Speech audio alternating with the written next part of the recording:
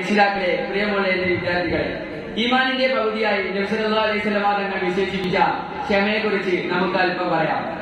ശരീരത്തെ നിയന്ത്രിച്ച് ഇഷ്ടങ്ങളെ ഉപേക്ഷിക്കുന്ന രീതിയിൽ മനസ്സിനെ പാകപ്പെടുത്തുന്ന പ്രക്രിയയാണ് ക്ഷമ. സ്വർഗമാണ് ക്ഷമയുടെ പ്രതിഫലം. ആപത്തുകൾ സംഭവിക്കുമ്പോഴും വിപത്തുകൾ ആവരണം ചെയ്യുമ്പോഴും സത്യവിശ്വാസിയുടെ പരിചയമാണ് ക്ഷമ. തനിക്കുണ്ടാകുന്ന ബുദ്ധിമുട്ടുകളെ ക്ഷമിക്കുക എന്നത് സത്യവിശ്വാസിയുടെ അടയാളമാണ്.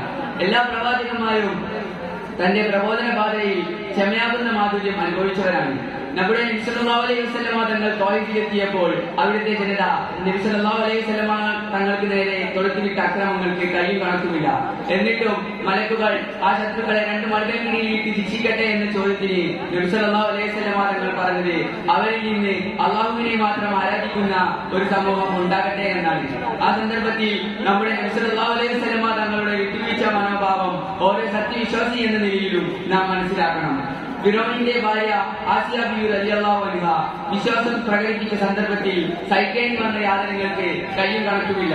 എന്നിട്ടും ക്ഷമിച്ച് പതറാതെ തന്റെ വിശ്വാസത്തിൽ ഉറച്ചു നിന്നു ആ മഹതി. സ്വർഗത്തിൽ തനിക്കൊരു വീടുണ്ടാക്കി തരണമേ എന്ന് പ്രാർത്ഥിക്കാറുണ്ടായിരുന്നു ആ മഹതി. ആസിയ ബീവി റളിയല്ലാഹു അൻഹയിൽ ഉത്തമയായ ഒരു മാതൃകയുണ്ട്. വർഷങ്ങളായി സന്താനത്തിന് വേണ്ടി ആഗ്രഹിച്ച ഇബ്രാഹിം നബി അലൈഹി ഇസ്ലാമിന് വാർദ്ധക്യത്തിൽ അള്ളാഹു ഇസ്മായിൽ നബി അലൈഹി ഇസ്ലാമിനെ നൽകി.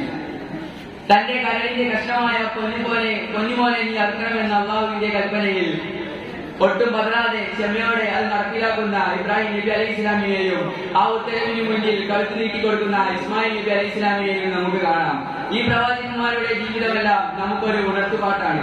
950 വർഷക്കാലം അള്ളാഹുവിന്റെ മാർഗത്തിലേക്ക് ക്ഷണിച്ചുകൊണ്ട് നൂഹ് നബി അലൈഹി ഇസ്ലാം ജീവിച്ചു.